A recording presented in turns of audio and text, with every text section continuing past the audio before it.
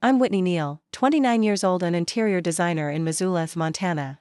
That night, our family dinner started like any other, plates clinking, my mom passing the mashed potatoes. I was laughing about a client's ridiculous wallpaper choice when my dad slammed his glass down, the sound cutting through the room like a knife. "Whitney, you have 2 days to get your stuff out," he barked, his voice cold. "This house belongs to your brother now." My fork froze midair. My brother, who'd been chasing big dreams in New York, hadn't set foot here in years. I'd poured my savings $60,000 into keeping this place alive, paid the bank loans, replaced the leaky roof, bought every piece of furniture in this dining room, and now they were handing it to him. My mom avoided my eyes, fidgeting with her napkin, while my dad leaned back, arms crossed like it was final. My stomach churned, but I didn't argue. I just nodded, my mind racing. They thought I'd roll over, pack up, and disappear. They had no idea what was coming. In 46 hours, they'd walk into this house and regret every word they'd said. I pushed my plate away, stood up, and walked to my room, already planning. They'd underestimated me, and that was their first mistake. If you're as shocked as. The next morning, I woke up in our Missoula home. My dad's words still echoing. I lay in bed staring at the ceiling I'd painted pale blue 3 years ago, trying to make sense of last night's dinner. How could they just hand the house to my brother? I'd given everything to keep this place standing. Back in 2022, when the bank threatened to foreclose, I stepped up. My parents were drowning in debt, $60,000 in loans they couldn't pay. I was 27, just starting my interior design career, but I emptied my savings to cover it. Every cent I'd scraped together from late-night freelance gigs went to the bank, not because they asked, but because this house was my home. It was where I grew up, where I'd sketched my first designs on the living room floor. I didn't stop at the loans. The house was falling apart, peeling paint, creaky floors, a roof that leaked every spring. I took on extra clients, worked weekends, and poured my heart into fixing it. I chose the pale blue paint for the walls, soft and calming, to make the place feel alive again. I bought a new gray sofa, sturdy enough for family movie nights, and a flat-screen TV for my mom's favorite cooking shows. The washing machine was my idea, too, after the old one broke and left us hauling laundry to the laundromat. Each purchase, each hour spent sanding floors or hanging curtains was for them, for us. I thought I was building something lasting, something they valued as much as I did. But my brother, he didn't care. Colt had left for New York 5 years ago, chasing some big banking job, dreaming of skyscrapers and stock markets. He'd call maybe twice a year, always rushed, promising to visit, but never showing up. When he did, it was all swagger, talking about deals that never materialized, suits he couldn't afford. My parents ate it up, hanging on his every word like he was some Wall Street genius. They'd brag to neighbors about his success while I was the one keeping the lights on. I'd overhear my mom on the phone saying, "Colt's doing so well," as I scrubbed the kitchen counters I'd paid to replace. It stung, but I swallowed it, thinking my work spoke for itself. 3 years ago, when the bank called about the overdue loans, I was the one who answered. My dad sat at the same dining table, head in his hand, saying, "We might lose everything." My mom was quiet, her eyes red from crying. Colt didn't even pick up when I called him for help. "He's busy." My mom said like that excused it. So, I took out my savings, $60,000, every penny I'd saved for a down payment on my own place someday, and handed it over. The bank took it. The house was safe, and my parents hugged me, grateful. But gratitude fades fast. Soon, it was back to Colt's calls, his stories, their pride in him.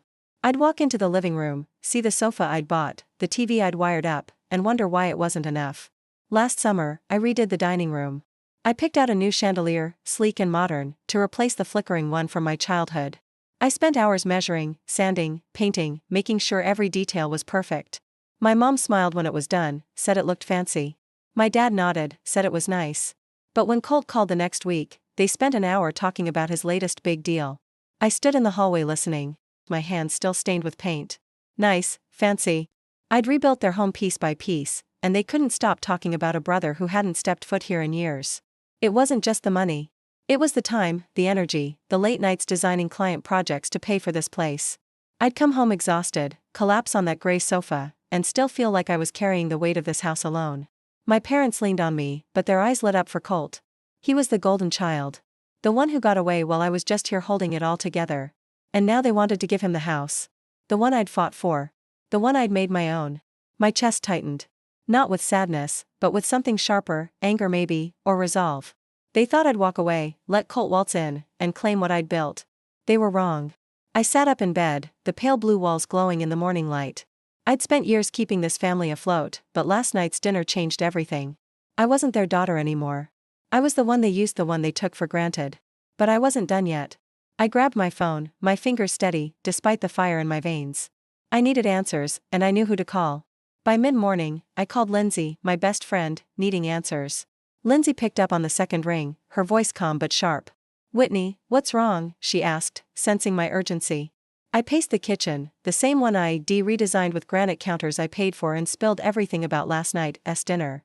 My dad's cold ultimatum, 2 days to get out the house, handed to my brother, still burned in my chest. I told her how I'd poured $60,000 into saving this place. How I'd rebuilt it while my brother chased fantasies in New York. Lindsay listened to her lawyer brain already working. "Something's off," she said. "If they're giving him the house, there's got to be a reason. Have you checked their finances? Any new loans?" "Maybe." Her words hit like a spark. "Finos." I hadn't thought of that. My parents had always been shy about money, especially after I bailed them out 3 years ago. "I'll look into it," I said, my mind racing with possibilities. I hung up and scrolled through my contacts, landing on Finn Walsh. I'd met Finn 2 years ago when I designed a waiting area for his bank branch in Missoula. He was straight talking, good with numbers, and owed me a favor after I stayed late to finish his project. I dialed my fingers, tapping the counter. "Finn, I need your help," I said when he answered. I explained the dinner, my dad's demand, and Lindsay's hunch about finances. "Can you check if there's anything tied to my name? Loans, accounts, anything?" Finn paused, then said he'd dig into it. An hour later, he called back, his tone heavy. "Whitney, you're not going to like this," he started. My heart sank. He'd found a loan, $60,000 taken out 6 months ago with my name on it. My name, my social security number, my signature. Except I hadn't signed anything. "It's a home equity loan," Finn said. "Your parents and your brother are listed as co-borrowers, but you're the primary. If it defaults, you're on the hook." I gripped the phone, my knuckles white. $60,000 again, and they used me. Finn emailed me a copy of the loan agreement. I opened it on my laptop, staring at the scanned document. There it was. My name, Whitney Neal, in bold print with a signature that looked like mine but wasn't.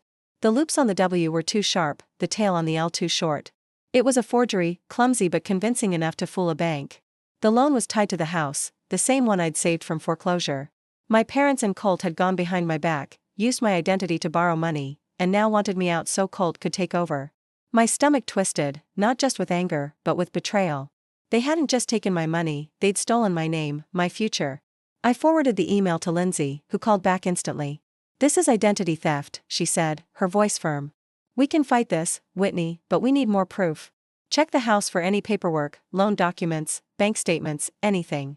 I climbed the narrow stairs to the attic, my pulse pounding.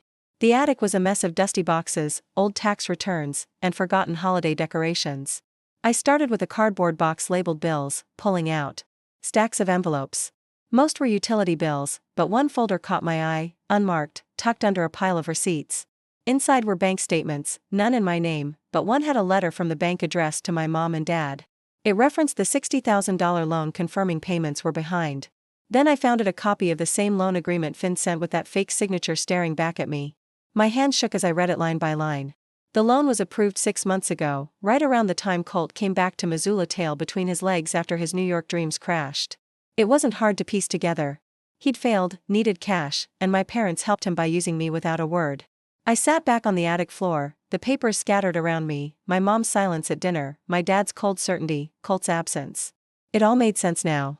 They'd planned this banking on my trust, my loyalty. I'd spent years keeping this family afloat, and they'd turned my name into a tool for their own gain. Lindsay's words echoed identity theft. This wasn't just a betrayal. It was a crime. I gathered the documents, my resolve hardening. They thought I'd leave quietly. Let Colt claim the house I'd fought for. But I had proof now, and I wasn't going anywhere without a fight.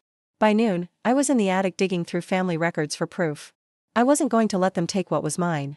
I grabbed a notepad and started listing everything I'd bought for this place over the years. The gray sofa in the living room, soft and sturdy, picked out after weeks of browsing. The flat-screen TV mounted on the wall, perfect for my mom's cooking shows. The washing machine in the laundry room, a lifesaver after the old one died. The cream-colored curtains in the dining room, custom-ordered to match the chandelier I'd installed. Each item was mine, paid for with my money, my sweat. I wasn't leaving them behind for my brother to claim. I opened my laptop and searched for moving companies in Missoula. I needed this done fast today if possible. I found a local outfit, Missoula Movers, with solid reviews and same-day service. I called, my voice steady despite the knot in my chest. "I need to move furniture out of my house this afternoon. I told the guy on the phone. He asked for detailed size of the load address timeline. I rattled off the list. Sofa, TV, washing machine, curtains, a few smaller pieces. Can you be here by 2? I asked. He confirmed, said a crew would arrive with a truck. I hung up, feeling a flicker of control. They'd given me 48 hours to get out. But I was moving on my terms. The doorbell rang, pulling me from my thoughts. It was Diane Burke, our neighbor, from across the street, holding a plate of cookies. Her gray hair was pulled back, her eyes sharp with concern. "Whitney, you okay?" she asked, stepping inside. "You looked upset this morning." I hesitated, then told her about my dad's ultimatum, leaving out the loan for now. Diane frowned, setting the cookies on the counter. "You've done so much for this house," she said. "I remember you out here painting the porch last summer, hauling furniture in the rain. Your parents always bragged about your brother, but you're the one who kept this place together." Her words hit hard, not because they were new, promising to keep her updated, and she left with a warm pat on my shoulder. I turned back to my laptop and emailed the loan documents to Lindsay. My phone buzzed almost instantly, her name on the screen. "I got the papers," Lindsay said, her voice clipped with focus. "This is textbook identity theft. We can file a lawsuit against your parents and cult for fraud. I'll draft a complaint, but we need to act fast to protect your credit and assets." I nodded even though she couldn't see me. "What do I need to do?" I asked. She told me to gather any additional evidence, receipts, bank statements, anything tying me to the house's upkeep. I already had the loan agreement and the bank letter from the attic, but I'd check again for more. "We'll file by tomorrow," Lindsay said. "Once the movers clear your stuff, we'll lock in the case." I felt a surge of purpose. This wasn't just about the house anymore. It was about holding them accountable. By 1 o'clock, I was back at the notepad, double-checking my list. I walked through the house, marking each item with sticky notes: sofa, TV, washing machine, curtains. I added a few more. At my bedroom desk, the lamp I'd bought for the hallway, the rug in the entryway. Every piece was a fragment of my effort, my life here. I wasn't letting Colt or my parents keep them. The movers arrived at 2, a 3-man crew in navy uniforms, their truck idling in the driveway. I pointed out the labeled items, watching as they carefully unhooked the TV, folded the curtains, and hauled the washing machine down the stairs. It was strange seeing the house I'd built up over years dismantled in hours, but it wasn't sadness. I felt it was clarity. I was taking back what was mine piece by piece. While the movers worked, I called Lindsay again to confirm the lawsuit plan. "We're alleging identity theft and financial fraud," she said, her voice steady. "The loan documents are solid evidence, and your history of paying for the house strengthens our case. We'll demand the loan be voided and seek damages for the stress they've caused." I asked about the house itself. What would happen to it? If the loan defaults, Lindsay explained, the bank could foreclose. Your family might lose it entirely. I paused, picturing my parents and Colt scrambling. Part of me wanted to feel bad, but I didn't. They'd made their choice when they forged my name. I told Lindsay to move forward. No hesitation. The movers finished by 4. The truck loaded with my belongings. I stood in the now empty living room, the walls bare without my curtains, the space hollow without my sofa. Diane poked her head in again, her eyes widening at the sight. "You're really doing this," she said, a mix of awe and admiration in her voice. I nodded, managing a small smile. "They thought I'd just walk away," I said. "They're about to learn. I don't break that easily." Diane squeezed my hand, promising to check in later. I locked the front door, the key heavy in my pocket. That afternoon, the movers hauled my things out, and I felt a surge of control. By evening, the house felt empty, the movers gone. The living room, once warmed by my gray sofa and cream curtains, now echoed with every step I took on the hardwood floor. I stood by the kitchen counter, the loan agreement still in my bag, its forged signature burning in my mind. My parents and Colt thought they could erase me from this house, but I'd taken everything that was mine. The quiet was broken by the front door swinging open, followed by the thud of a suitcase hitting the floor. Colt stood there, his tie loosened, his face flushed with anger. "What the hell did you do?" he shouted, gesturing at the bare walls. "This is my house now, Whitney. Where's the furniture?" I crossed my arms, meeting his glare. "Your house?" I said, my voice steady. "I took what's mine. The sofa, the TV, the washing machine, the curtains. You know, the things I paid for." Colt's eyes narrowed, his jaw tight. "You don't get to decide that," he snapped. "Dad said, this place is mine. You're supposed to be gone." I stepped closer, pulling the loan agreement from my bag and holding it up. "I know about the $60,000 loan, Colt. The one you and Mom and Dad took out in my name. That fake signature. I'm not the idiot you think I am." His face froze just for a second before he recovered, smirking. "You're making this up," he said. "You're just mad because I'm back and you're out." I didn't flinch. "I have proof," I said, tapping the papers. Finn Walsh at the bank sent me the agreement. Your name's on it, too, but I'm the one they'll come after if it defaults. You really thought I wouldn't find out? Colt's smirk faded, replaced by a flicker of panic. He grabbed his phone, dialing our parents. You're going to hear from Mom and Dad about this, he said, his voice rising. You can't just strip the house and walk away. I laughed sharp and cold. Walk away. I'm protecting myself. You and our parents committed identity theft. I'm not letting you take what I built. The doorbell rang, cutting through the tension. It was Henry King, our neighbor, from 2 houses down, his flannel shirt tucked neatly into his jeans. He stepped inside, his eyes darting between me and Colt.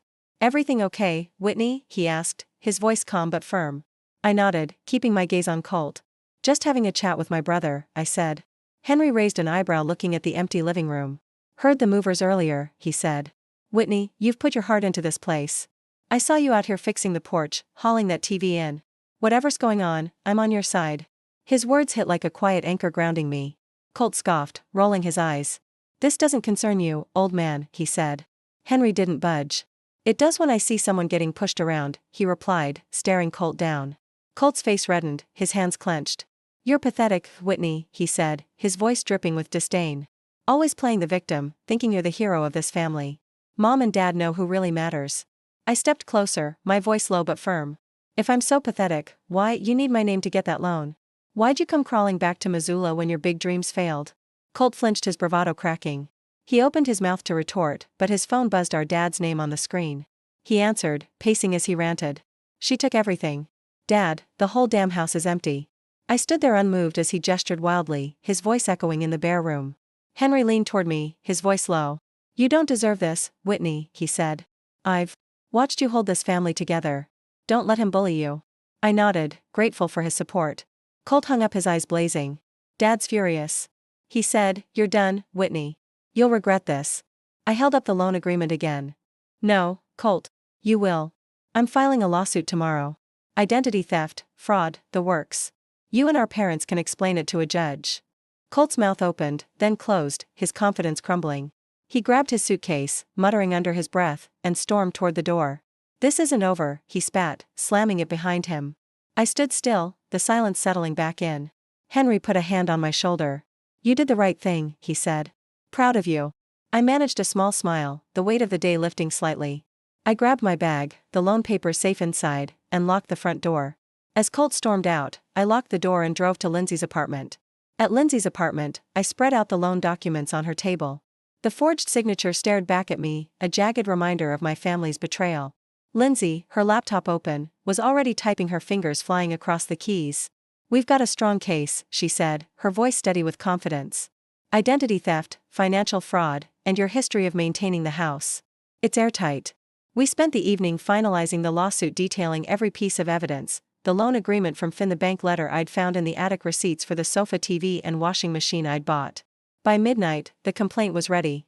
A 20-page document accusing my parents and Colt of forging my name to secure a $60,000 home equity loan. I signed it, my hand steady, knowing this was the only way to reclaim my life. The next morning, Lindsay drove us to the Missoula County Courthouse, a squat brick building downtown. We filed the lawsuit, the clerk stamping our papers with a thud that felt final. I stood outside, the cold Montana air biting my face, and it was about justice. Lindsay squeezed my arm. The court will see through their lies, she said. You've got this.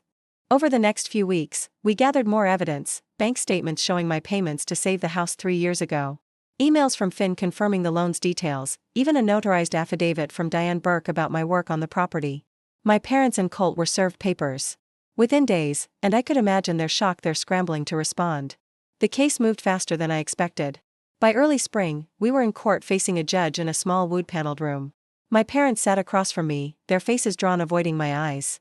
Colt slouched beside them, his usual swagger gone, replaced by a nervous twitch.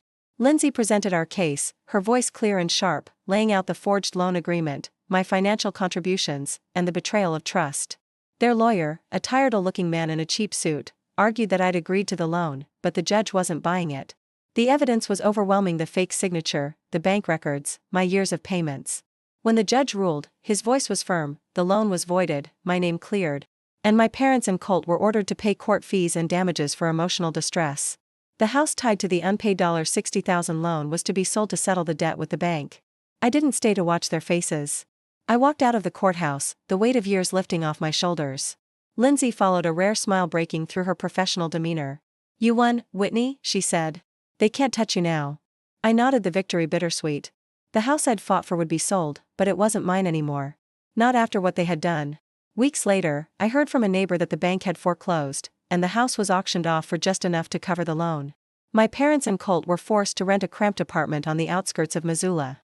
Their savings drained, their pride shattered. Colt took a low-paying job at a local car dealership, his New York dreams long gone. My parents, once so quick to brag about him, now faced utility bills they could barely pay. My phone started buzzing the day after the ruling. First, my mom called, her voicemail shaky. "Whitney, how could you do this to us?" she said, her voice cracking. "We're your family." Then my dad, his tone sharp with blame. "You've ruined us," he said. "You didn't have to take it this far." I listened to each message, my chest tight, but my resolve unbroken. They'd used my name, my trust, to secure a loan they never intended to repay. They'd chosen Colt over me again and again, and now they wanted forgiveness. I deleted the voicemails one by one and blocked their numbers. Colt tried calling from a new number a week later, leaving a message that swung between anger and desperation. "You think you're better than us," he said. "You'll regret this." I blocked him, too. The silence that followed, feeling like freedom. Lindsay checked in regularly, making sure I was okay. "You did what you had to," she told me one evening over coffee. "They made their choices." I nodded, knowing she was right. The lawsuit hadn't just cleared my name. It had drawn a line. I'd spent years carrying my family, but no more. The house was gone, their finances in ruins. But I wasn't the one who'd forged the papers. I wasn't the one who'd lied. They'd built their own consequences, and I was done cleaning up their mess. Months later, I stood in my new apartment, sunlight streaming through. Walking through Missoula's streets, I felt lighter than ever. The weight of my family's betrayal, years of carrying their burdens, their lies, had finally lifted. I'd landed a job at a small interior design firm downtown, a cozy office with exposed brick walls where I sketched layouts for local businesses. My days were filled with color swatches and client meetings. Each project a chance to build something new, something mine.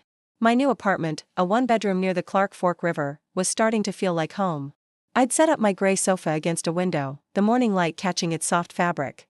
The flat-screen TV hung on the opposite wall, wired neatly, a reminder of the life I'd reclaimed. I hung new curtains, navy blue, a fresh choice, and placed my old lamp on a corner table, its warm glow softening the evenings. Every piece, once part of the house I'd fought for now, belonged to a space that was entirely my own. I hadn't spoken to my parents or Colt since the lawsuit. Their numbers stayed blocked, their voicemails long deleted. I'd heard through the grapevine Missoula's tight-knit community was quick with gossip that they were struggling. My parents and Colt were still in that cramped apartment on the edge of town, scraping by on odd jobs and dwindling savings. Colt's car dealership gig barely covered rent, and my parents' pride had taken a hit. Diane Burke, my neighbor, had stopped by the firm one day to drop off a coffee. "People talk," she said, her eyes kind but serious. "Everyone knows what they did. Forging your name, trying to push you out. Henry's been telling folks at the community center how you stood up for yourself." I nodded, grateful, but unsurprised. Missoula didn't forgive betrayals like that easily, and my family's reputation had crumbled under the weight of their choices. I didn't dwell on their downfall. My focus was forward on the life I was building. At the firm, I took on bigger projects. A cafe redesign, a boutique hotel lobby. Each one stretching my skills, boosting my confidence. I'd spend evenings rearranging my apartment, tweaking the layout to feel just right. The washing machine, now humming in a small utility closet, was a quiet victory. I'd fought to keep what was mine, and every piece in that apartment was proof of it. Sometimes I'd sit on the sofa sketching new designs and feel a quiet pride. I'd spent years pouring my heart into a family that took me for granted, but I'd learned to pour that energy into myself instead. Looking back, I saw the lesson clearly. I'd let my family use me, my money, my time, my trust, because I thought that's what family did. But loyalty doesn't mean letting people walk over you. Protecting your worth means setting boundaries even when it hurts. Even when it's the people closest to you. I'd given everything to keep that house standing only to learn they'd forged my name to take it away. Standing up, digging for the truth. Fighting in court, walking away showed me my own strength. Independence isn't just living alone. It's knowing you can stand tall no matter who tries to pull you down. I wasn't the daughter who fixed everything anymore. I was Whitney, building a life on my terms, and that was